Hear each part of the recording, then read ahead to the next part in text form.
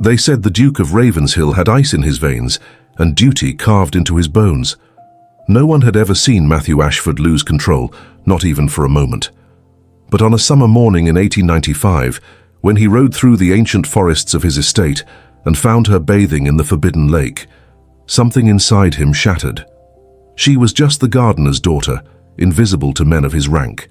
Yet the moment their eyes met across that shimmering water, he felt a pull so fierce it terrified him. What he did not know was that her presence would unravel every carefully constructed wall he had built around his heart. The morning sun burned away the last traces of mist as Matthew Ashford guided his stallion through the dense woodland bordering Ravenshill Manor. His shoulders ached from hours bent over correspondence, his mind still tangled in the endless obligations that came with being the Duke of Ravenshill.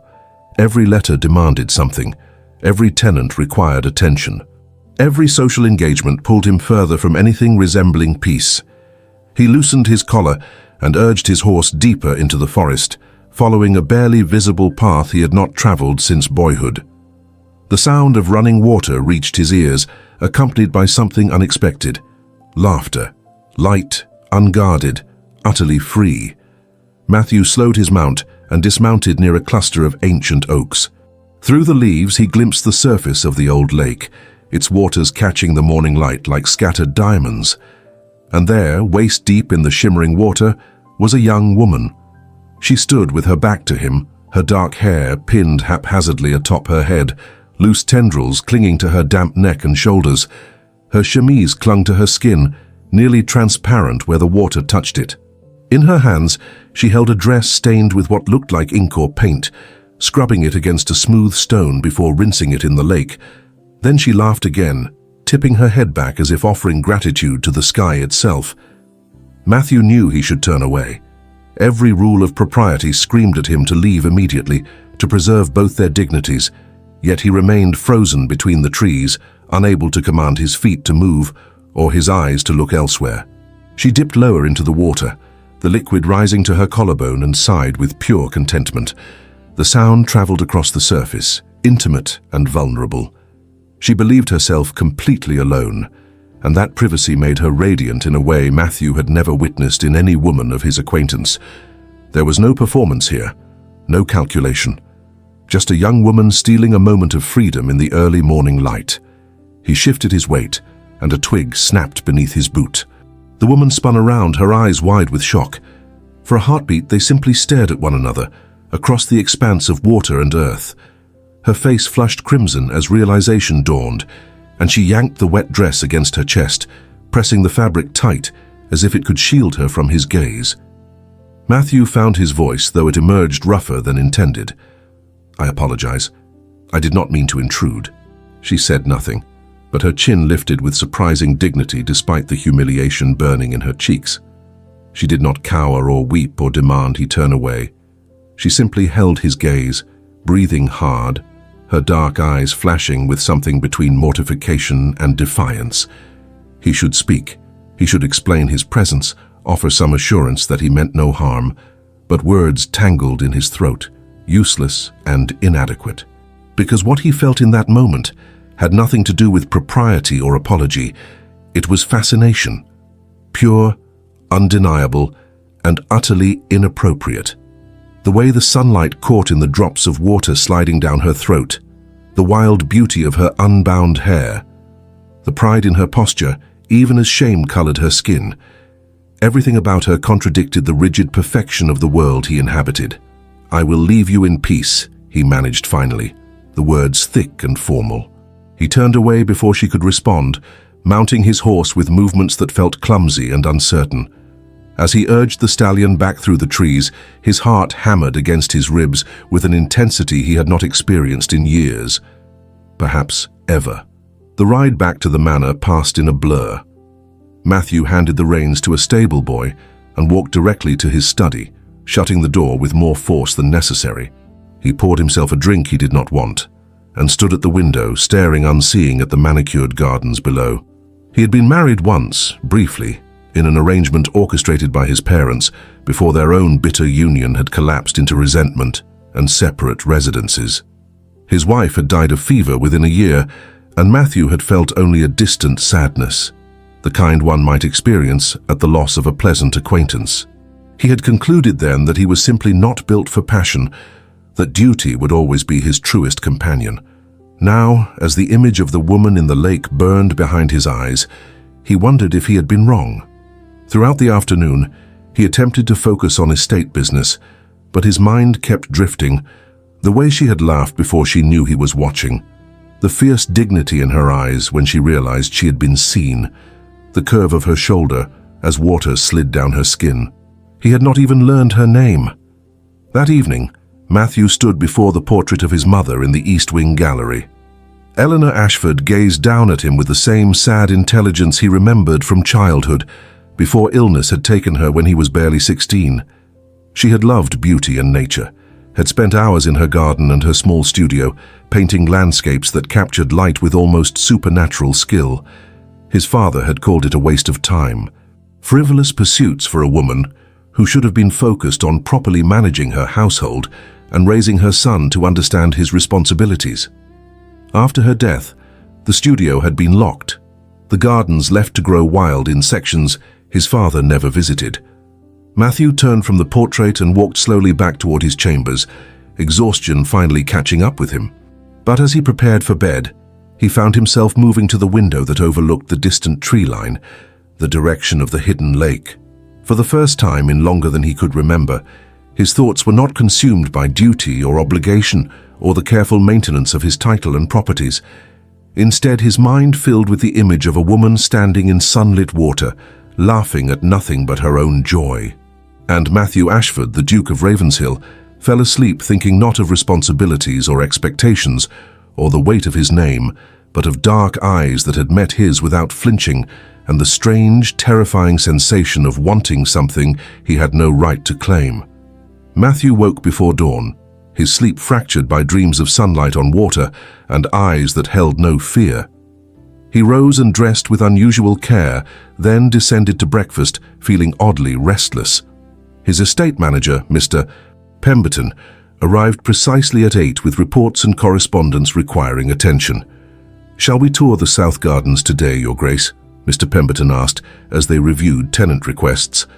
"The new gardener has made remarkable progress, and I believe you will be pleased with the improvements to the lake borders." Matthew's pulse quickened despite himself. The lake. Of course, the gardens extended to the lake. He set down his teacup with deliberate calm. "Very well. We shall inspect the work this morning." An hour later, they walked the stone paths that wound through Ravenshill's extensive grounds. Mr. Pemberton spoke enthusiastically about drainage improvements and new plantings, but Matthew barely registered the words. His attention fixed on the tree line ahead, the glimpse of water through the leaves, and the irrational hope and dread churning in his chest. As they rounded a bend in the path, Mr. Pemberton gestured toward 2 figures working near the lake's edge. "Ah, there is Mr. Turner now and his daughter. Excellent timing." Matthew's breath caught. The older man straightened from his work, wiping soil from his hands. He was perhaps 60, with kind eyes and the weathered complexion of someone who had spent a lifetime outdoors. But it was the young woman kneeling beside him who commanded Matthew's entire focus. She wore a simple grey dress and a stained apron, her dark hair pulled back in a practical bun.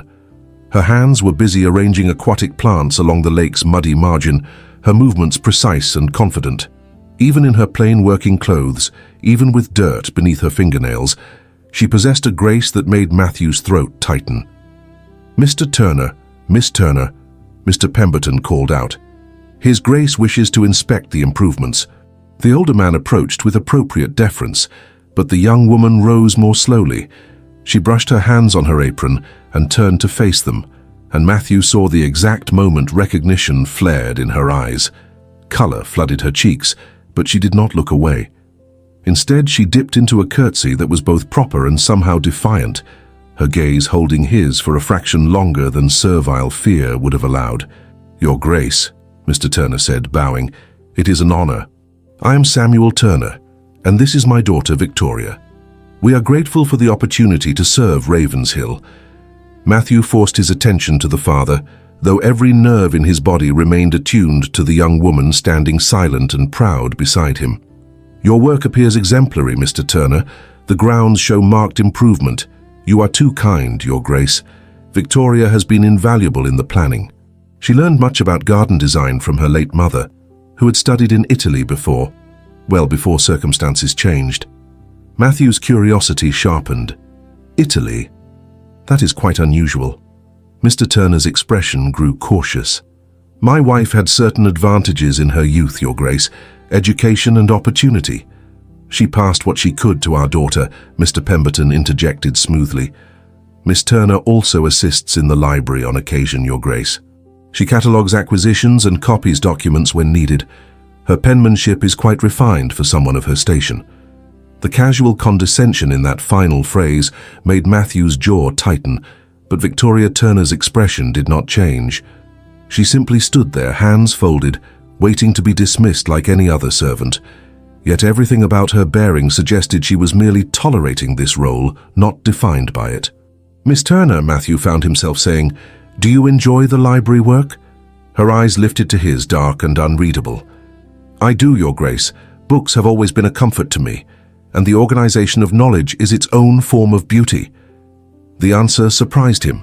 Most servants would have offered a simple yes or no, perhaps added a deferential comment about being grateful for the work. But Victoria Turner spoke as if she had considered the question seriously, as if her opinion held weight. Mr. Pemberton shifted uncomfortably. "Miss Turner reads Latin, Your Grace, and French. Her mother insisted upon it." "How very enterprising," Matthew said softly, his gaze still locked with Victoria's. A silence stretched between them, weighted with the memory of yesterday's encounter. Matthew knew he should move on, should complete the tour and return to more appropriate concerns. Yet he found himself unable to look away from this young woman who refused to be invisible, who met the gaze of a duke with steady composure despite the mortifying circumstances of their first meeting. Finally, Victoria broke the moment. "If you will excuse me, Your Grace, I must return to the plantings before the sun grows too strong." She curtsied again and turned back toward the lake without waiting for dismissal. Matthew watched her go, noting the straight line of her spine, the unhurried grace of her movements. She knelt at the water's edge and resumed her work, as if he had already ceased to exist. "Your Grace?" Mr. Pemberton's voice held a question. Matthew forced his attention back to the estate manager. "Yes, continue with the tour." They walked on, discussing crop rotations and roof repairs and a dozen other mundane matters. But Matthew's mind remained by the lake, replaying every word Victoria Turner had spoken, every flash of intelligence in her dark eyes. As they returned to the manor, he glimpsed her through the trees one final time.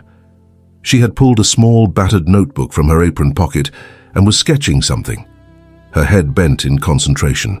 The morning light caught in her hair, turning it almost blue-black, and Matthew felt again that strange pull, that sense of something fundamental shifting inside him. That evening, he found himself in the library, ostensibly reviewing financial reports, but actually searching the shelves for any sign of Victoria Turner's work. He found it in the meticulous catalogue entries, the graceful script that recorded titles and authors with evident care. Here and there she had added small notes, condition of binding, subjects covered, recommendations for similar works. It was the work of someone who loved books, not merely someone performing a task. Matthew closed the catalogue and leaned back in his chair, staring at the ceiling. He had known Victoria Turner for perhaps 10 minutes total, exchanged fewer than a dozen words with her. Yet already she occupied his thoughts in a way that felt dangerous and inevitable. She was the gardener's daughter. She worked with her hands in the soil and copied documents for a few extra coins. By all rights of society and station, she should be as invisible to him as any other servant on his estate. But when he closed his eyes, he saw her kneeling by the lake with a notebook in her hands, sketching light on water, and he knew with absolute certainty that Victoria Turner would never be invisible to him again. 3 days passed before Matthew allowed himself to return to the forgotten wing of Ravenshill Manor. He told himself he was simply being thorough, that a responsible duke should know every corner of his estate. But as he climbed the narrow stairs to his mother's old studio, he knew he was searching for something specific. The room smelled of dust and memories. Afternoon light filtered through grimy windows, illuminating shapes draped in cloth. Matthew pulled the covering from the first easel and found one of his mother's unfinished landscapes. The paint cracked with age. He moved methodically through the space, uncovering canvas after canvas, each one a ghost of Eleanor Ashford's quiet rebellion against her husband's dismissive coldness. Then, in the corner behind a stack of frames, he found it. The painting was small, barely larger than a book. It showed the lake in summer, captured with such delicate precision that Matthew could almost feel the heat shimmering off the water. The brushwork was confident yet tender, each leaf and ripple rendered with obvious love. In the lower right corner, almost hidden among the reeds, were the initials R.T. Matthew carried the painting to the window, his heart beating faster. The style was similar to his mother's work, but distinct, more vibrant somehow, less constrained. He turned the frame over and found a small card tucked behind the backing. For Eleanor, with gratitude and sisterhood. May we both find courage. Rebecca Turner, 1878. His hands tightened on the frame. Turner, Victoria's mother. Footsteps sounded in the hallway, and Mrs. Hartley, the head housekeeper, appeared in the doorway. Her expression shifted from surprise to something more guarded when she saw what he held. Your Grace. I did not realize you were exploring this wing. Matthew held up the painting. Tell me about Rebecca Turner, Mrs. Hartley. The older woman's face creased with reluctance. That is not a pleasant story, Your Grace. Nevertheless, I wish to hear it. Mrs. Hartley sighed and stepped into the room, her keys jangling at her waist. She was a talent, Mrs. Turner, a true artist. Your mother met her through a mutual acquaintance in London before you were born. They became quite close despite the difference in their stations. Matthew waited, sensing there was more. Mrs. Turner was invited to paint at several great houses. She was building a name for herself, something almost unheard of for a woman of her background. But then there was an incident at Lord Hartwick's estate. He made advances. She refused him. And he was a proud man who did not take rejection well. Matthew's stomach turned. What did he do? He spread rumors that she had tried to seduce him, that she was using her artistic access to compromise wealthy men. The scandal destroyed her reputation overnight. No one would commission her work. Her father, a respected botanist, lost his position. The family fell from grace entirely. Your mother tried to help them quietly, but after your father discovered her involvement, she had to cease contact to protect you and the estate. And Rebecca Turner. She married Samuel Turner, a kind man of modest means who loved her despite the scandal. They retreated to the countryside. She never painted professionally again. Mrs. Hartley's voice softened. She died 5 years ago. Consumption. But she taught her daughter everything she knew first. Matthew stared at the painting in his hands, seeing it now with new understanding. This was not just beautiful work. It was evidence of a dream crushed by a powerful man's wounded pride, a talent silenced by the cruelty of society's judgment. Where is the letter? He asked quietly. The one my mother kept. Mrs. Hartley hesitated, then moved to a small secretary desk in the corner. She opened a hidden compartment and withdrew a yellowed envelope. Your mother asked me to keep certain things safe. I thought perhaps one day you might want to understand. Matthew took the letter and unfolded it carefully. Rebecca Turner's handwriting was elegant and heartbreaking in its dignity. Dearest Eleanor, it began, I write to thank you for your kindness and to release you from any obligation to our friendship. I know the position I have put you in, and I cannot bear to be the cause of difficulty between you and your husband. Please know that I never sought to use my art for anything but honest work. Lord Hartwick's accusations are false, but truth matters little when power speaks. I go now to a quieter life, but I take with me the memory of your generosity and the hope that my daughter might one day find a world more just than the one I am leaving. Yours in sisterhood, Rebecca. Matthew's jaw clenched. His mother had known. She had believed Rebecca Turner, had tried to help, and then had been forced to abandon her friend to protect her own family. The injustice of it burned in his chest. He looked up at Mrs. Hartley. Does Victoria know the full truth of what happened? I believe she knows her mother was accused unfairly. Whether she knows the details, I cannot say. The family does not speak of it. Matthew walked to the window, still holding the painting. Below, He could just glimpse the gardens and beyond them the tree line that hid the lake. Somewhere down there, Victoria Turner worked with her hands in the soil, her considerable talents confined to arranging plants and copying documents because her mother's gifts had been stolen by a vindictive man. The waste of it enraged him. The casual cruelty of a system that allowed such destruction simply because someone powerful felt slighted. "Leave the letter with me, Mrs. Hartley." "Of course, Your Grace." The housekeeper paused at the door. "If I may say so, sir, Miss Turner is very much like her mother, proud, talented, and vulnerable to the same injustices." The warning in her voice was clear. Matthew nodded slowly. "I understand."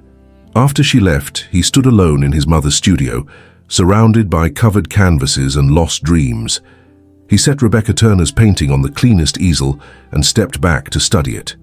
The lake, the light, the beauty captured by a woman who had deserved so much more than society had allowed her. That evening, Matthew found himself walking toward the lake as the sun began to set. He told himself he was simply taking air, clearing his mind. But when he saw Victoria sitting on a flat stone near the water's edge, her notebook open in her lap, he knew he had been hoping to find her there. She was so absorbed in her sketching that she did not hear his approach. He watched her for a moment, seeing the intense concentration on her face, the way her hand moved with quick confidence across the page. She was drawing the play of evening light on the water, trying to capture something ineffable and fleeting. In that moment, Matthew understood what his mother must have seen in Rebecca Turner. Not just talent, but a soul that needed to create, that found meaning in the translation of beauty into art. Victoria looked up suddenly, sensing his presence. She started to rise to curtsy, but he raised a hand to stop her. "Please, Miss Turner, do not let me interrupt your work." She settled back onto the stone, uncertain. "The light is particularly lovely this evening, Your Grace." "It is." He moved closer, not so close as to be improper, but near enough to see what she had drawn. "Your mother taught you well." Victoria's hand stilled on the page. Her voice, when she spoke, was carefully neutral. "You know about my mother?" "I have been learning." Matthew paused, choosing his words with care. "I found one of her paintings today. Of this lake."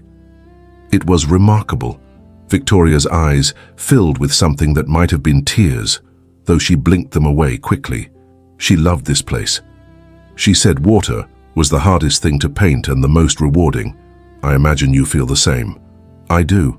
Victoria looked out at the lake, her profile silhouetted against the darkening sky. "Sometimes I think I am trying to see the world the way she did, to prove that her vision was not wasted." "It was not wasted," Matthew said quietly. "She passed it to you." Victoria turned to him then, and in her eyes he saw gratitude mixed with a bone-deep sorrow that made his chest ache. "She passed it to me, Your Grace. But what can I do with it? I am the gardener's daughter. I sketch in stolen moments between duties. I catalogue books I will never have the leisure to read properly. My mother's gifts live in me, but they have nowhere to go." The resignation in her voice cut him more deeply than anger would have. Because she was right. Talent and intelligence meant nothing without opportunity, and opportunity was a luxury reserved for those born into the proper circumstances. Matthew looked at her sitting there by the water, notebook clutched in her work-roughened hands, and felt something shift inside him. A resolution taking shape. A dangerous, impossible idea. "Perhaps," he said slowly, "that could change." Victoria met his gaze, confusion and fragile hope warring in her expression. But before either of them could say more, the dinner bell rang from the manor, distant but insistent. The spell broke. Victoria rose and curtsied properly this time. "I must go, Your Grace. Forgive my informal speech." "There is nothing to forgive, Miss Turner." She hurried away up the path, her notebook pressed against her chest. Matthew remained by the lake as darkness fell around him, Rebecca Turner's painting fresh in his mind and her daughter's words echoing in his ears. What can I do with it? Perhaps, he thought, it was time someone answered that question. The accident happened on a Tuesday morning. A clumsy footman knocked against a ladder, sending cleaning solutions splashing across the central family portrait in the gallery. Matthew arrived to find Mr. Pemberton wringing his hands before the damaged canvas, paint already lifting from the surface. "Send to London immediately," Matthew ordered. Find the best restoration specialist available. Your Grace, the ball is in 9 days. Mr. Pemberton's voice was grim. There is not enough time. Then what do you suggest? Mrs. Hartley stepped forward. Miss Turner has training in restoration work, Your Grace. Her mother taught her extensively. Matthew's pulse quickened. The gardener's daughter? Her mother restored works for London collectors, Mrs. Hartley continued quietly. Miss Turner assisted her and continued studying after Mrs. Turner's illness. I have seen her skill. It is quite remarkable. Matthew studied the damaged portrait. It was a risk, but something in him wanted to give Victoria this chance. Send for Miss Turner. 20 minutes later, Victoria stood before the canvas, her eyes analyzing the damage with professional focus. Miss Turner, Matthew began, this is 300 years of family history. If you fail, the consequences will be severe. She turned to face him, and he saw no fear in her eyes. I understand the stakes, Your Grace. I would not offer if I did not believe I could preserve it properly. Very well, you have 8 days. Victoria curtsied, but he caught the flash of excitement before she lowered her gaze. Thank you, Your Grace. Over the following days, Matthew found increasingly transparent excuses to visit the small anteroom where she worked. On the 3rd day, he entered to find her mixing pigments, a smudge of paint marking her cheek. She looked utterly absorbed, completely in her element. How does it progress? He asked, moving closer. Victoria startled, then relaxed. Well, Your Grace, the damage was superficial. I have stabilized the paint and begun matching the original colors. Matthew leaned over her shoulder to examine the work, close enough to catch the scent of her soap, something simple and clean. She pointed to a section of canvas, explaining the mixture of pigments, how light changed throughout the day. You speak of it like science and art combined. She glanced up, suddenly aware how close they stood. Because it is both. Paint is chemistry. But knowing where to place each stroke, that requires something else entirely. What does it require? Her gaze held his. Love, I think. You must love what you are trying to save. The air between them charged with unspoken feeling. Matthew's hand moved almost of its own volition, reaching to brush the paint smudge from her cheek. Victoria's breath caught, but she did not pull away. His thumb traced along her cheekbone, feeling her skin warm beneath his touch. You had paint, he said quietly, though they both knew it was an excuse. Thank you, Your Grace. Her voice emerged barely above a whisper. Matthew. His name from her lips would be music. Victoria's lips parted slightly, her pulse fluttering in her throat. I could not presume, Your Grace. He let his hand fall, but the warmth lingered on his fingertips. Tell me about your mother's work. What was her favorite subject? Victoria turned back to the canvas, her hands trembling slightly. She loved water. She said water held all the colors of the world if you knew how to look. Like the lake here at Ravenshill. Yes. Victoria smiled softly. She painted it dozens of times, always trying to capture that perfect moment when light transforms the surface. Matthew watched her work in silence, noting how completely she lost herself in the task. Days passed in this pattern. He would find reasons to visit, and Victoria would explain her progress, while he stood perhaps closer than necessary, breathing in her presence. On the 6th day, he arrived to find her standing back from the canvas, exhausted but smiling. It is finished, she said softly. Matthew examined the work. The portrait looked exactly as it had before, perhaps even improved. He could find no trace of damage. This is extraordinary, Miss Turner. Truly extraordinary. Victoria's cheeks flushed with pleasure. I am glad I could preserve it for you, Your Grace. You deserve recognition for this. Credit for your skill. She shook her head, her smile turning sad. We both know that is impossible. I am grateful simply to have been allowed to do the work itself.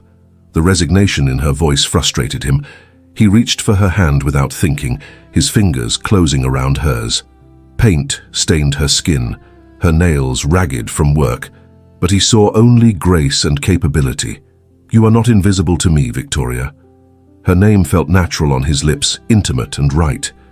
She looked up at him with eyes bright with unshed tears. I should not be anything to you, Your Grace. We both know what I am. You are an artist. You are intelligent and talented and remarkable. And I? He paused, his thumb tracing across her knuckles. I cannot stop thinking about you." The confession hung in the air between them, dangerous and thrilling. Victoria's breath quickened, her hand tightening in his. "Matthew," she whispered, using his name for the first time, and the sound sent heat racing through his veins. He pulled her closer, his other hand rising to cup her face. They stood breathing the same air, teetering on the edge of something that would change everything. The door creaked. They sprang apart as Mrs. Hartley appeared, her sharp eyes taking in the scene with a single glance.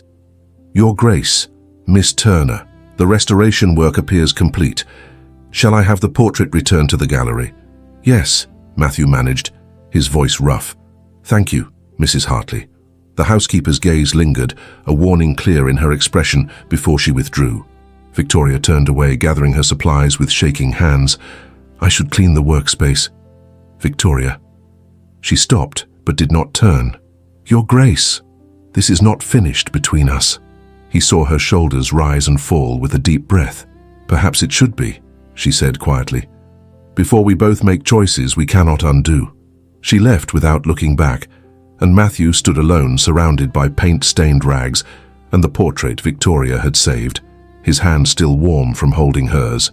The day before the summer ball, Ravenshill Manor erupted into controlled chaos. Servants rushed through hallways with linens and silver, florists transformed the ballroom into a garden of white roses and ivy, and the kitchens produced aromas that drifted through every corridor. Matthew stood in his study, reviewing the guest list with mounting dread. His uncle, Harold Ashford, had arrived that morning with news that made Matthew's jaw clench. Lady Amelia Whitmore would be attending, along with her family. "She is everything appropriate," Harold had said, his tone leaving no room for argument. Beautiful, accomplished, impeccably bred. The alliance would benefit both families considerably. Matthew had not responded. He knew what his uncle was doing, had known it was coming. But now, with Victoria's touch still burning in his memory, the idea of courting the perfect society bride felt like slow suffocation. He saw Victoria only once that day, crossing the garden with fresh linens for the guest rooms. Their eyes met across the distance, and something passed between them, a silent acknowledgement of what hung unspoken. Then she disappeared into the manor, and Matthew returned to his duties with a hollow feeling in his chest. Lady Amelia Whitmore arrived in a pristine carriage just before tea. Matthew waited in the entrance hall as protocol demanded, watching as she descended with practiced grace. She was indeed beautiful, with golden hair arranged in perfect curls, a traveling dress that cost more than most families earned in a year, and a smile that revealed nothing beyond polished politeness. "Your Grace," she said, curtsying flawlessly. "What an honor to finally visit Ravenshill. I have heard such extraordinary things about your estate. Welcome, Lady Amelia. I trust your journey was pleasant." "Quite pleasant, thank you." Their conversation continued in this vein, each response calculated and appropriate, revealing nothing of substance. Matthew led her through the formal rooms, pointing out portraits and architectural features, while she made admiring comments that felt rehearsed. As they entered the portrait gallery, now fully restored and gleaming, Lady Amelia paused before the family portrait Victoria had saved. "Magnificent," she declared.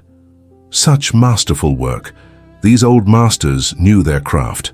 Actually, Matthew found himself saying, "This portrait was recently damaged and restored by someone here at Ravenshill." "Oh?" Lady Amelia's tone held polite curiosity, but no real interest. "You found a restoration specialist willing to come on such short notice?" Before Matthew could respond, Victoria appeared in the doorway with Mrs. Hartley, carrying fresh flowers for the arrangements. She stopped when she saw them, her eyes widening slightly. "Miss Turner," Mrs. Hartley said crisply. "The flowers for the library, if you please." Lady Amelia's gaze swept over Victoria, with the kind of assessment one might give a piece of furniture. "Is this one of your household staff, Your Grace?" "Miss Turner assists in various capacities," Matthew said carefully. "She is quite accomplished. How charming." Lady Amelia's smile never wavered, but something cold flickered in her eyes. "It is always lovely when servants develop little talents. My own lady's maid does the most adorable embroidery." Victoria's face remained neutral, but Matthew saw her hands tighten on the vase she carried.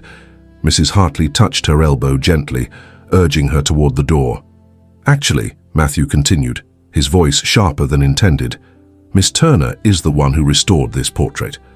Her mother studied art in Italy and trained her extensively in restoration techniques. Lady Amelia's perfectly shaped eyebrows rose. How very unusual. I was not aware that servants pursued such, well, ambitious education. Miss Turner's mother was an accomplished artist before circumstances changed, Matthew said firmly. The work you just admired as masterful was done by Miss Turner's hands. The silence that followed felt heavy with unspoken judgments. Victoria curtsied stiffly and left without meeting anyone's eyes. Mrs. Hartley followed, but not before giving Matthew a look that clearly said he had revealed too much. Lady Amelia's smile tightened almost imperceptibly.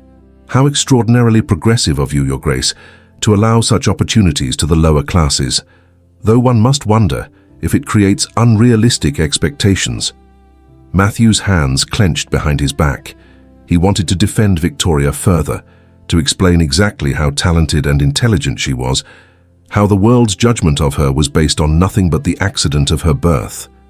But Lady Amelia had already turned away, commenting on another portrait with practiced enthusiasm. That evening, Matthew retreated to the library, unable to face more stilted conversation. He found himself at the window that overlooked the gardens, his gaze drawn inevitably toward the distant lake. A soft knock interrupted his brooding. Victoria entered carrying books for reshelving, her eyes carefully averted. Miss Turner, you should not be working so late. The library needs to be prepared for guests tomorrow, Your Grace. She moved to the shelves, her movements efficient but tense. Matthew crossed the room before he could think better of it. I apologize for this afternoon. Lady Amelia's comments were inappropriate. She was simply stating what society believes, Your Grace. Victoria's voice was steady, but he heard the pain beneath it.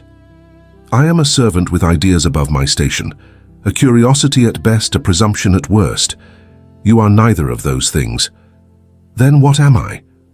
Victoria turned to face him, and the raw emotion in her eyes made his chest ache. Because I no longer know. When I work in the garden, I am the gardener's daughter. When I restore paintings, I am an oddity to be dismissed.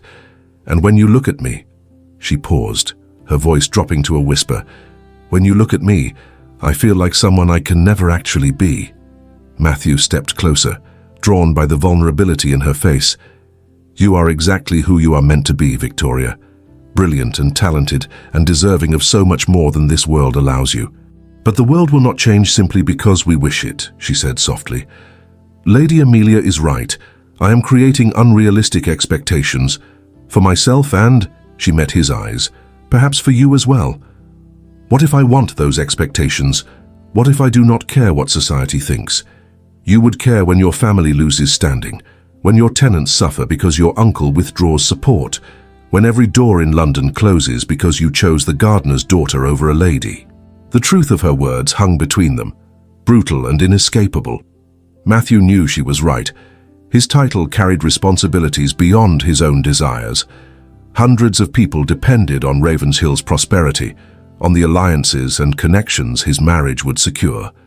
Yet when he looked at Victoria, standing proud despite her pain, all those rational arguments felt hollow. Perhaps some prices are too high, he said quietly. Victoria's eyes filled with tears she refused to shed. Please do not say such things, Your Grace. Do not make this harder than it already is. She fled before he could respond, leaving him alone with his books and his impossible choices. Before we continue with what happens next, I want to ask you something. If this story is touching your heart the way it is touching mine, would you subscribe to the channel? And here is something I would love to know. Which moment between Matthew and Victoria has affected you most so far?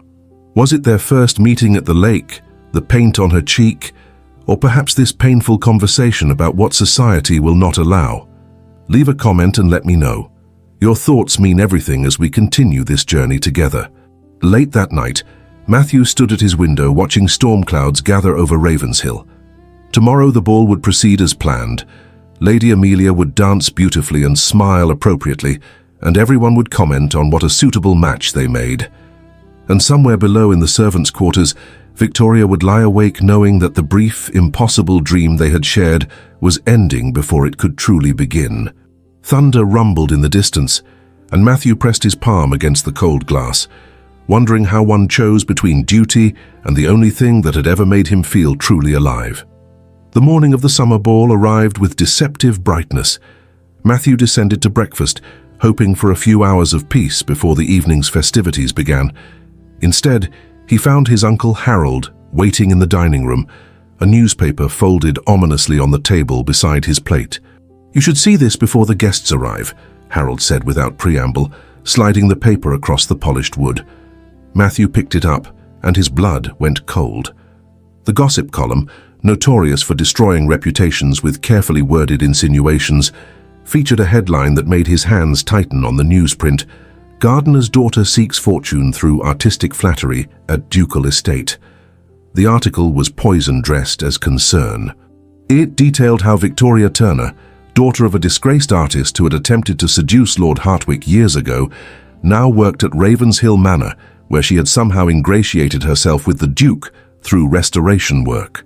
The writer speculated that history was repeating itself, that ambitious women of low birth used their minor talents to trap wealthy men into inappropriate attachments. Every word was calculated to destroy without outright accusation. Every sentence twisted truth into something ugly and mercenary. "This is unconscionable," Matthew said, his voice shaking with rage. "These are lies." "Are they?" Harold's tone was mild, dangerous. "The facts are accurate enough. Her mother was involved in scandal. The girl does work here. You did entrust her with valuable restoration work, and you have been seen speaking with her privately on multiple occasions, because she is talented and intelligent, not because she is scheming to trap me." "The distinction will not matter to society," Harold said flatly. "This article will be read at breakfast tables across England this morning. By tonight, everyone at the ball will be watching to see how you respond." He leaned forward, his eyes hard. "I have secured an understanding with Lady Amelia's father. You will announce your engagement tonight, and this unfortunate situation with the Turner girl will be forgotten. I have made no such agreement. Then make one now, or I will use my considerable influence to ensure that Ravenshill's income is severely restricted. You have tenants who depend on this estate, Matthew, families with children who need the work and security your lands provide.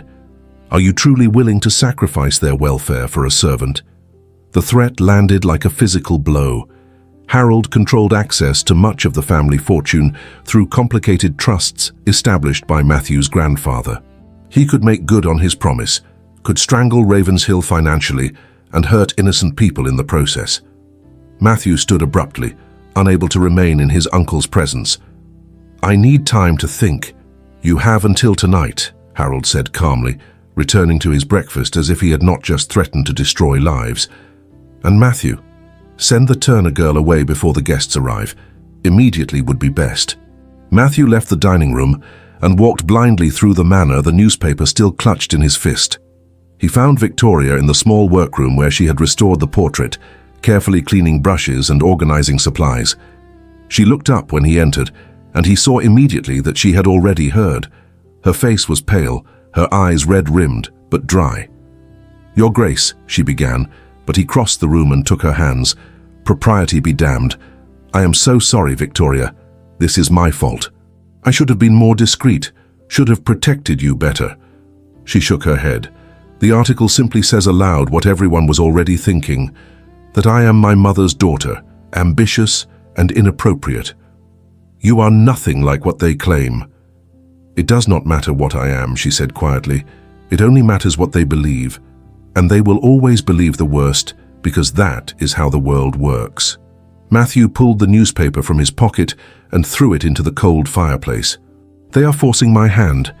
My uncle demands I announce an engagement to Lady Amelia tonight, or he will damage the estate, hurt the tenants and farmers who depend on Ravenshill. Then you must do it." Victoria's voice was steady despite the tears now sliding down her cheeks. "You must do your duty, Your Grace. How can I? How can I promise myself to someone I do not love while you stand here before me? Because you have responsibilities that matter more than what we feel." She squeezed his hands, then tried to pull away. "I will leave with my father this afternoon. It is better this way." Matthew held fast, refusing to let her go. "No, I cannot let you leave like this. not with lies hanging over your name. There is nothing you can do to change what people believe. Then let me give them the truth. Let me stand before them tonight and tell them exactly what kind of woman you are, and destroy yourself in the process." Victoria shook her head fiercely. "I will not let you sacrifice everything for me, Matthew. I will not be the reason good people suffer." Hearing his name from her lips, filled with such tenderness and sorrow, broke something inside him. He pulled her closer, his hands framing her face, as he had longed to do since the day by the lake. "Victoria," he whispered, and saw his own desperate desire reflected in her eyes. "We should not," she breathed, even as her hands came up to grip his coat. "I know, but God help me, I cannot stop myself." He kissed her then finally, inevitably. Her lips were soft and salt-tinged with tears, and when she gasped against his mouth, he deepened the kiss, pouring everything he felt into that connection. All the longing, the frustration, the impossible love he had tried so hard to deny. Victoria responded with equal fervor, her fingers tangling in his hair as she pressed closer. The kiss grew urgent, desperate, a claiming and a farewell all at once. Matthew's hands slid to her waist, pulling her fully against him, feeling her heart race beneath the simple fabric of her dress. They broke apart only when breathing became necessary, foreheads pressed together, both trembling. "I love you," he said roughly. "I love you, and I do not know how to do what is right when it means losing you." Victoria's tears fell faster now. "I love you too. God forgive me, I love you so much it terrifies me." They kissed again, slower this time but no less intense. His lips traced along her jaw down the column of her throat, and she arched into him with a soft sound that made his blood sing. Her hands explored his shoulders, his back, memorizing him through touch. "Come away with me," he said against her skin. "Tonight, after the ball. We will leave together." "And go where?" Victoria pulled back enough to meet his eyes. "We would have nothing, Matthew. No money, no position, and your family would still hurt Ravenshill out of spite. Then I will find another way. I will speak to my uncle again, make him see reason. Men like your uncle do not see reason. They see only power and control." She touched his face with such tenderness, it made his chest ache. "You know what you must do. We both know it. I am not strong enough to let you go. Then I must be strong for both of us." Victoria stepped back, putting distance between them, though it clearly cost her. "I will leave before the ball begins. My father and I will find work elsewhere, and you will do what you must to protect Ravenshill and everyone who depends on it. Victoria, please, do not make this harder, Matthew. Do not make me regret loving you." She turned and fled the room before he could stop her, and Matthew stood there with the taste of her still on his lips, and the certainty that his heart was breaking in ways that would never fully heal. Hours later, as he dressed for the ball in his formal attire, a servant brought word that Samuel Turner and his daughter had departed the estate with their belongings. Victoria had left behind only one thing, a small cloth stained with paint and lake water, wrapped around the restored portrait's frame. Matthew held that scrap of fabric to his face and breathed in the faint scent of her, allowing himself one moment of pure grief before he straightened his shoulders and prepared to do his duty. The summer ball proceeded with flawless precision, despite the absence of its host's heart. Matthew moved through the evening like an automaton, greeting guests with practiced courtesy, while every part of him screamed to mount his horse and chase after the carriage that had carried Victoria away. Lady Amelia danced beautifully, her conversation perfectly calibrated to charm. His uncle watched from the sidelines with satisfaction, clearly expecting the engagement announcement at any moment. But as midnight approached and the first rumbles of thunder shook the windows, Matthew found himself unable to speak the words that would seal his fate. The storm arrived with sudden violence. Rain lashed against the manor windows, and guests hurried to their rooms as wind howled through the eaves. Matthew stood at the ballroom window watching lightning illuminate the grounds, his thoughts with Victoria somewhere in the darkness, hoping desperately that she had found shelter. "Your Grace, Mr." Pemberton appeared at his elbow, his face grave. "Several tenant families near the South Bend are in danger from flooding. The river has overtopped its banks. Prepare rescue parties immediately. I will coordinate from the estate office." The next hours passed in controlled chaos. Matthew threw himself into the work, organizing men and supplies, sending riders to check on distant farms. Anything to keep his mind from the image of Victoria cold and frightened in the storm.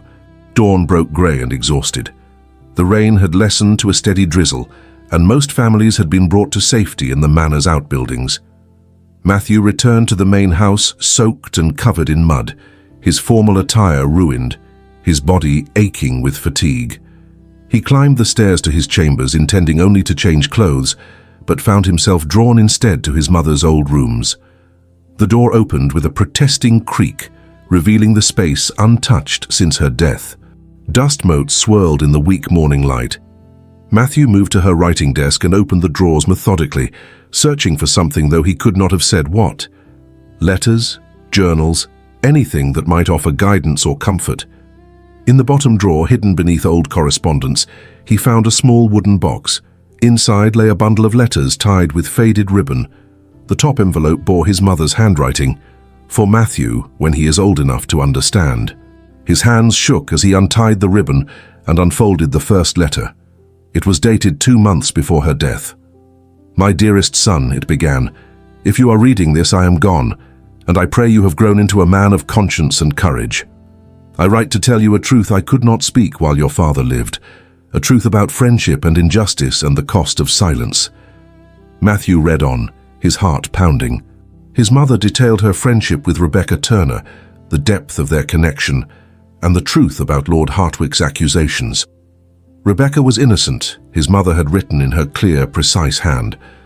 Lord Hartwick pursued her with increasing aggression during her commission at his estate. When she refused his advances with unmistakable clarity, he was enraged. A man of his position and pride could not bear the rejection from a woman he considered beneath him. So he destroyed her instead, spreading lies that society was all too ready to believe, because they confirmed existing prejudices about women who dared to pursue art professionally. The letter continued with painful honesty. "I knew the truth, but I was too weak to defend her publicly. Your father forbade any association, threatening consequences that terrified me. I chose my own comfort and security over my friend's destruction. I have lived with that shame every day since. Do not make my mistakes, Matthew. When you find something worth fighting for, do not let fear or propriety or the opinions of small-minded people stop you from doing what is right." Matthew's vision blurred with tears. His mother had known. She had understood the injustice and had hated herself for her silence. And now Victoria, Rebecca's daughter, was paying for the same crime her mother had committed, being talented and beautiful and refusing to know her place. A knock interrupted his thoughts. Mrs. Hartley entered, her expression troubled. "Your Grace, we have received word from the old boathouse near the lake. Several people sought shelter there during the storm, including," she paused, "including Mr. Turner and his daughter." Matthew was on his feet before she finished speaking. "Are they safe?" "The building held, but the bridge they were meant to cross was destroyed by the flooding. They cannot leave until the waters recede." "How far is it?" 2 miles through the woods, Your Grace, but the paths are treacherous with mud and fallen branches." Matthew was already moving toward the door. "Have fresh horses prepared immediately. Your Grace, you have been awake all night. You need rest." He turned to face her, and something in his expression made her step back. "I need Victoria, Mrs. Hartley. Everything else can wait." 20 minutes later, Matthew rode through the dripping forest, his horse picking its way carefully over debris-strewn paths. Rain still fell in light sheets, and morning mist clung to the ground. Every minute felt like an hour. The boathouse came into view finally, a sturdy stone building near the lake's edge. Smoke rose from its chimney, and Matthew's heart leapt, knowing Victoria was inside, safe and warm. He dismounted and hammered on the door. It opened to reveal Samuel Turner, surprise and concern warring on his weathered face. "Your Grace, what are you doing here in such conditions? I need to speak with your daughter." Matthew's voice was rough with exhaustion and desperation. "Please." Samuel studied him for a long moment, then stepped aside. "She is upstairs with the children from the Miller family. They were frightened by the storm." Matthew took the narrow stairs 2 at a time. At the top, he found a small room where several children slept on makeshift pallets. And there, sitting in a chair by the window with a young girl curled in her lap, was Victoria. She looked up at the sound of his boots on the wooden floor, her eyes widening in shock. "Matthew," she whispered, careful not to wake the children, "what are you doing here?" He crossed the room and knelt beside her chair, heedless of his muddy clothes or the impropriety of his position. Rain dripped from his hair onto the floor. "I found a letter from my mother. She told me everything about Lord Hartwick, about what really happened to your mother." Victoria's free hand rose to her mouth, tears already forming. She knew, and she was ashamed she could not defend Rebecca publicly. "But I can defend you, Victoria. I will defend you. Matthew, you cannot. Nothing has changed since yesterday. Everything has changed." He reached for her hand, holding it tightly. "My mother's last wish was that I not repeat her mistakes, that I fight for what matters, instead of bowing to fear and society's expectations. What about Ravenshill? What about your uncle's threats? I will find another way to protect the estate. I will sell properties, reduce my own income, whatever is necessary. But I will not sell my soul by marrying a woman I do not love, while the woman I do love is cast aside, as if she means nothing." Victoria's tears fell freely now. "You would give up everything." "Not everything." Matthew pressed her hand to his chest, letting her feel his racing heart. "I would be gaining the only thing that has ever made me feel truly alive. You are not a scandal, or a mistake, or an inappropriate attachment, Victoria Turner. You are the woman I love, and I was a fool to let you leave." The child in Victoria's lap stirred, and she carefully transferred the sleeping girl to the pallet before turning back to Matthew. She slid from the chair to kneel with him on the floor, their faces level, hands clasped between them. "If we do this, there is no going back," she said quietly. "Society will shun us. Your family will disown you. We will face hardship and judgment. Then we face it together." Matthew lifted her hand to his lips, kissing her knuckles with fierce tenderness. "I would rather have one honest day with you than a lifetime of empty propriety without you." Victoria searched his face for a long moment, then leaned forward and kissed him softly. When she pulled back, her smile was tremulous but real. "Then I suppose we are both fools, Your Grace, because I cannot imagine my life without you in it either." Outside, the rain continued to fall, washing away the night's debris and yesterday's certainties. Inside the small boathouse, Matthew held the woman he loved and felt, for the first time since his mother's death, that he was finally, truly home. The afternoon passed in a strange suspension of time. The storm slowly exhausted itself, while Matthew and Victoria helped care for the families sheltering in the boathouse. They distributed food, tended to minor injuries from the evacuation, and kept the children distracted with stories. Throughout it all, their eyes met constantly across the crowded space, each glance a promise of what would come when they were finally alone. As evening approached, Samuel Turner took Matthew aside. "Your Grace, there is a small room at the back where Victoria was resting earlier. It has a door for privacy and a small fireplace. You should take it tonight. You have been awake nearly 2 days." Matthew started to protest, but Samuel's knowing gaze stopped him. "My daughter is a grown woman who makes her own choices, and I believe she has already made hers." He paused, his weathered face serious.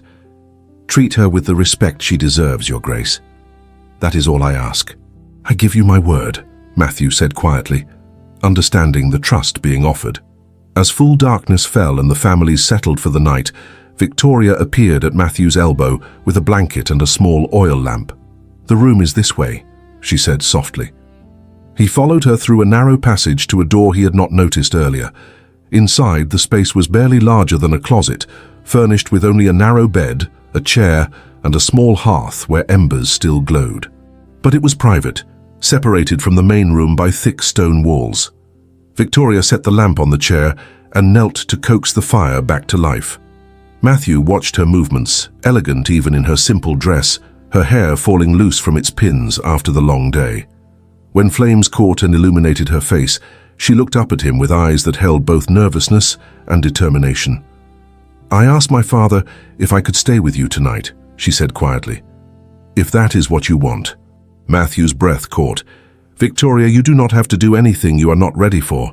She stood and moved closer, her hand reaching for his. "I am not doing this because I feel obligated, Matthew. I am doing this because tomorrow we return to the world that will judge us, and tonight I want something that belongs only to us, something pure and chosen before everything becomes complicated. He cupped her face in his hands, searching her eyes. Are you certain? I have never been more certain of anything. She turned her head to kiss his palm. I love you. I want this. I want you. Matthew kissed her then, slow and deep, pouring everything he felt into that connection. Victoria's arms came around his neck, and she pressed closer, her body fitting against his as if made for that purpose. The kiss deepened, turned hungry, and when they finally broke apart, they were both breathing hard. With trembling hands, Matthew began to unfasten the buttons at the back of her dress. Each one revealed more of her pale skin, and he traced kisses along her spine as the fabric loosened. Victoria's head fell back with a soft gasp that sent heat racing through his blood. Your turn, she whispered, reaching for his shirt with shaking fingers. They undressed each other slowly, reverently, between kisses that grew increasingly desperate. When Matthew's shirt fell away, Victoria's hands explored the planes of his chest with wonder, her touch leaving trails of fire across his skin. He captured her mouth again, walking her backward until her legs met the edge of the narrow bed. They sank down together, the old frame creaking softly. Matthew held himself above her, taking a moment just to look at her in the firelight. Her dark hair spread across the pillow, her lips swollen from kissing, her eyes dark with desire and trust and love. You are so beautiful, he breathed. So perfect. Victoria reached up to pull him down, and when their bodies met fully for the first time, skin against skin, they both gasped at the intensity of it. Matthew kissed her throat, her collarbone, the hollow between her breasts, taking his time despite the urgency thrumming through every nerve. Her hands explored his back, his shoulders, learning the shape of him through touch. When he kissed lower, she arched beneath him with a sound that was half gasp, half plea. He worked his way back up to her mouth, kissing her deeply as his hand traced along her side, her hip, the soft skin of her inner thigh. Matthew, she breathed against his lips, and the need in her voice undid him completely. Tell me if I hurt you, he whispered. Tell me if you want me to stop. Do not stop, she said fiercely, pulling him closer. Please do not stop. Their joining was slow and careful, Matthew watching her face for any sign of discomfort. There was a moment of tension, a sharp intake of breath, but then Victoria relaxed beneath him and wrapped her legs around his waist, urging him deeper. They moved together with increasing confidence, finding a rhythm that built steadily towards something overwhelming. Matthew kissed her continuously, swallowing her soft cries, murmuring endearments against her skin. Victoria clung to him, her fingers digging into his shoulders, her body responding to his, with an instinct that felt ancient and inevitable. When release came, it crashed over them both with stunning intensity. Matthew buried his face in Victoria's neck, feeling her shudder beneath him, hearing his name torn from her lips like a prayer. The pleasure was almost unbearable in its sweetness, made more profound by the love that surrounded it. They lay tangled together afterward, hearts gradually slowing, skin cooling in the night air. Matthew pulled the blanket over them and gathered Victoria close, her head resting on his chest, her fingers tracing idle patterns over his ribs. I love you, he said into her hair. Whatever comes tomorrow, whatever we must face, that will never change. Victoria pressed a kiss to his chest, right over his heart. I love you too, and I am not afraid anymore. We will face it together. They talked in whispers as the fire burned low, making plans and promises. Matthew told her about his mother's letter, about the shame Eleanor had carried for abandoning Rebecca. Victoria shared memories of her mother's final days, how she had made Victoria promise never to hide her talents out of fear. Your mother would be proud of you, Matthew said softly. She would be proud of the woman you have become, despite everything the world tried to take from you. Tears slipped down Victoria's cheeks, and Matthew kissed them away gently. They made love again as the night deepened, slower this time, learning each other with hands and mouths and whispered discoveries. The narrow bed barely contained them, but neither cared.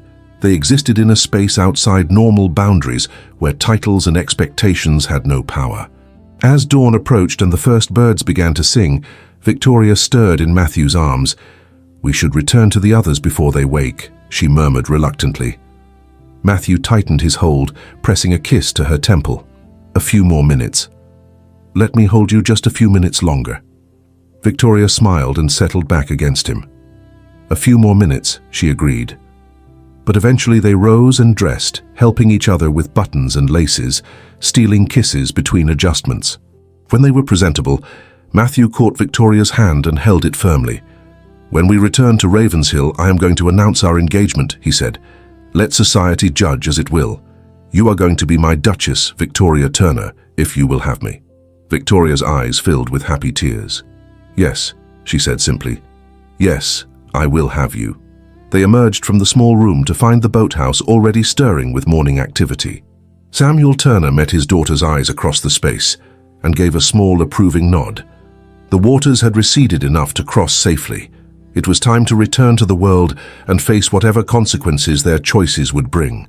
But as Matthew helped Victoria into the cart that would carry them back to Ravenshill, their hands clasped tightly together, he felt no fear, only certainty. The return to Ravenshill Manor felt like entering enemy territory.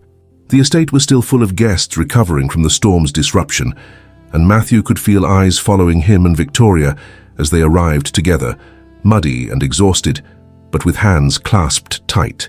Harold Ashford intercepted them in the entrance hall, his face purple with barely controlled rage. "A word, nephew."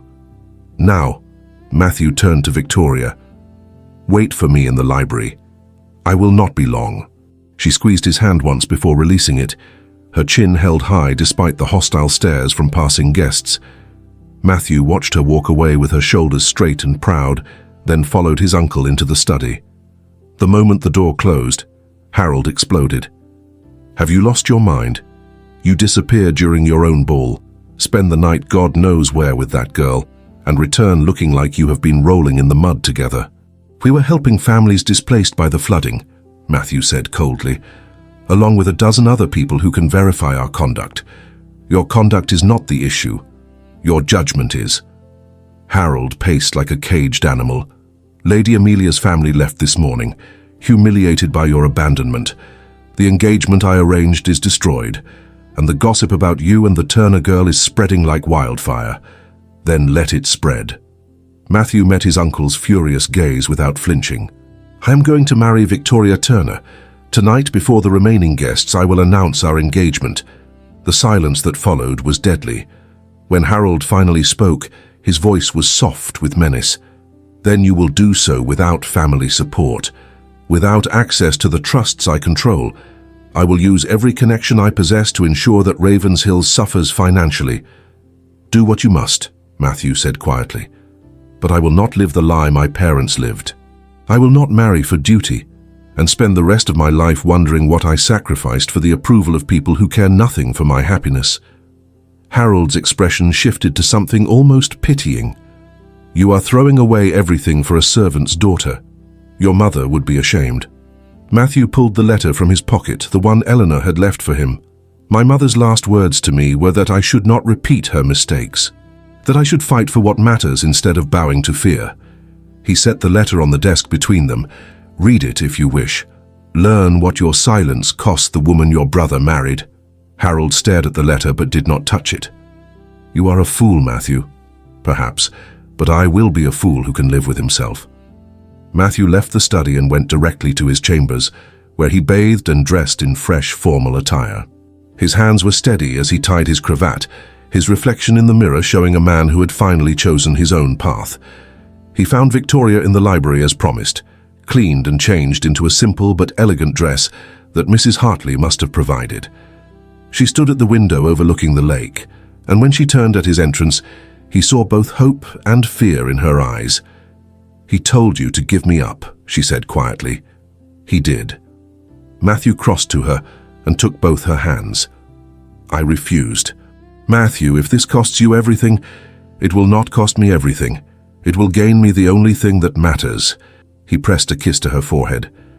"Tonight, at dinner, I am going to announce our engagement. But I need to know you are ready to face what comes after. The judgment, the gossip, the doors that will close. Victoria's fingers tightened on his. "I am terrified," she admitted, "but I am also tired of hiding, tired of being ashamed of what I am. If I am to be judged, let it be for choosing love over fear. Then we stand together." That evening, Matthew requested that all remaining guests gather in the dining room for a formal dinner despite the storm's disruption. The atmosphere was tense as people assembled, clearly expecting either an announcement about Lady Amelia or an explanation for the previous night's scandal. Matthew stood at the head of the table with Victoria beside him, her hand resting lightly on his arm. He could see Lady Catherine's shocked expression, Mr. Pemberton's concerned face, and his uncle's fury barely contained across the room. He raised his glass, and silence fell immediately. "Thank you all for remaining at Ravenshill despite the difficulties of the past days. Many of you assisted with rescue efforts, and your kindness to our tenants will not be forgotten." He paused, looking down at Victoria, who met his gaze with quiet courage. "There is another matter I wish to address. Many of you have heard gossip concerning myself and Miss Victoria Turner. Rather than allow speculation to continue, I will speak plainly." The tension in the room became almost unbearable. Harold half rose from his seat, but Matthew continued before he could interrupt. Miss Turner's mother, Rebecca Turner, was a brilliant artist who was destroyed by false accusations made by a powerful man who could not accept her rejection. My own mother knew the truth and regretted her silence until her dying day. Matthew's voice hardened. That injustice cost Rebecca Turner her career, her reputation, and ultimately her life. Murmurs rippled through the assembled guests. Victoria's hand trembled on his arm, but she did not look away. Her daughter inherited that talent and has used it to create beauty despite every obstacle society has placed in her path. Victoria Turner restored the family portrait you all admired at the ball. She possesses intelligence, grace, and courage that would put most people of supposedly superior breeding to shame. Matthew turned to face Victoria fully, taking both her hands in his, and I have the honor and privilege of announcing that she has agreed to become my wife. The room erupted. Some guests gasped in shock, others began talking over one another. Harold stood abruptly, his chair scraping loudly against the floor. But before the chaos could fully consume the moment, an unexpected voice cut through the noise. "I think it is wonderful." Everyone turned to see Lady Catherine, an elderly duchess known for her sharp tongue and social influence, rising from her seat. She moved slowly to stand beside Matthew and Victoria, her cane tapping against the floor. "I knew Eleanor Ashford well," Lady Catherine said clearly. "She was my dearest friend, and I watched her wither in a loveless marriage mandated by duty. If her son has found genuine affection, genuine partnership, then I say society be damned." She looked directly at Victoria. "Welcome to the family, my dear. You will need a strong spine for what is coming, but I suspect you already possess one." The endorsement from such a respected figure shifted the energy in the room. Several other guests offered tentative congratulations, though many remained silent, their disapproval evident. Mr. Pemberton stepped forward.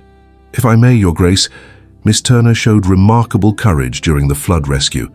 She worked tirelessly to help displaced families. That speaks more to character than any birth certificate ever could." Slowly, grudgingly, more voices added their support. Not all, certainly. Harold left the room without another word, and several guests followed him. But enough remained that Matthew felt hope kindle in his chest. He raised his glass again. "To Victoria Turner, soon to be the Duchess of Ravenshill, may we all have the courage to choose love over convention." Those who remained lifted their glasses and drank. Victoria's eyes filled with tears, but she was smiling, her hand tight in Matthew's. Later, after the guests had dispersed and the house finally quieted, Matthew and Victoria stood together on the terrace overlooking the lake. The storm had cleared completely, leaving behind a sky full of stars. "Are you ready for this?" Matthew asked softly. "It will not be easy." Victoria leaned against him and he wrapped his arms around her waist from behind. "Nothing worth having ever is, but I have you and you have me, and that makes me ready for anything." Matthew pressed a kiss to her temple, breathing in the scent of her hair. We will face it together. In the morning, there would be consequences to manage and difficult conversations to navigate. But tonight, under the stars with the woman he loved in his arms, Matthew felt only peace. 18 months later, Matthew stood at the window of Evergreen Cottage watching morning mist rise from the lake. The house was smaller than Ravenshill Manor, simpler in every way, but it felt more like home than any grand estate ever had. Behind him, he heard Victoria moving about their bedroom, the soft rustle of fabric and the quiet hum she always made when she was content. He smiled without turning, simply absorbing the sounds of their life together. The past year had been difficult, exactly as they had anticipated. Harold had made good on his threats, restricting access to family funds and using his influence to close certain doors. Several members of society refused to acknowledge their marriage, and invitations to grand events dwindled to nothing. But other doors had opened. Lady Catherine had introduced Victoria to collectors who appreciated her restoration work, and commissions had begun arriving steadily. Matthew had sold 2 smaller properties and streamlined Ravenshill's operations, discovering he could manage quite well with less. The tenants remained secure, the estate remained solvent, and he slept peacefully beside the woman he loved each night. More than a fair trade, he thought. "Good morning, husband." Victoria's arm slipped around his waist from behind, her cheek pressing against his back. "You are awake early." Matthew turned in her embrace, and his breath caught, as it still did every morning when he saw her. She wore a simple dressing gown, her dark hair loose over her shoulders, and her hand rested unconsciously on the gentle swell of her belly where their child grew. "I could not sleep," he admitted, covering her hand with his. "I kept thinking about how much has changed since that morning I saw you at the lake." Victoria smiled, that particular smile she reserved only for him. "Do you regret it? Giving up so much?" He cupped her face, his thumb tracing her cheekbone as he had that first time in the restoration room. "Not for a single moment. I gave up wealth and status, but I gained everything that actually matters." She rose on her toes to kiss him softly. "I love you, Matthew Ashford, and I love you, Duchess. Even if half of society refuses to use your proper title." Victoria laughed. "Lady Catherine uses it loudly enough for everyone else combined." It was true. The elderly Duchess had become their fiercest champion, hosting a salon where Victoria's restored paintings were displayed and making pointed comments about the superiority of love matches over mercenary arrangements. Her support had given others courage to acknowledge the marriage, slowly building a new circle of friends who valued substance over superficial propriety. "Shall we walk to the lake?" Victoria suggested. "The morning is so lovely, and I want to sketch the light on the water before it changes." Matthew helped her dress, his hands lingering perhaps longer than necessary on the laces and buttons, earning him playful swats and breathless laughter. When they were both presentable, they walked hand in hand down the gentle slope from Evergreen Cottage to the lake's edge. The water was perfectly still, reflecting the sky like polished glass. Victoria settled on the flat stone where she had once sat, sketching alone, before Matthew had entered her life and changed everything. Now he sat beside her, watching as she opened her worn notebook and began to draw. "Your mother would be so proud of you," he said quietly. "Everything you have accomplished despite the obstacles." Victoria's pencil paused. "I like to think she knows somehow, that she and your mother both know we finally did what they could not. We chose love over fear." Matthew thought of his mother's letter, now framed and hanging in their small study. Eleanor's words had become a touchstone for them both, a reminder that courage was a choice made fresh each day. "I received a letter from Mr. Pemberton yesterday," he said. "The estate manager wants to commission you to restore several paintings in Ravenshill's collection. He believes your work deserves recognition, and he said the tenants still speak fondly of how you helped during the flood." Victoria looked up from her sketch, surprise and pleasure warming her eyes. "They remember that? How could they forget? You were tireless, taking care of children, organizing supplies, never complaining despite the danger and discomfort." Matthew took her hand. "You showed them what a true duchess should be. Not someone who merely presides over balls and makes polite conversation, but someone who serves her community with genuine compassion." Tears gathered in Victoria's eyes. "Stop making me cry." It is the baby's fault that I weep at everything lately." Matthew kissed her knuckles, then pressed his palm gently to her rounded belly. "How is our little artist this morning?" "Active." Victoria placed her hand over his. "I think he or she has your stubborn nature already. God help us both if the child has my stubbornness and your determination. We will never win an argument." They sat together in comfortable silence, Victoria sketching while Matthew simply held her, his hand protective over their growing child. The lake stretched before them, serene and timeless, the same water that had witnessed their first meeting and now witnessed this new chapter. "Do you remember what you said to me that day I found you here sketching?" Matthew asked. "After I told you about finding your mother's painting." Victoria set down her pencil and turned to look at him. "I said my mother's gifts lived in me, but had nowhere to go.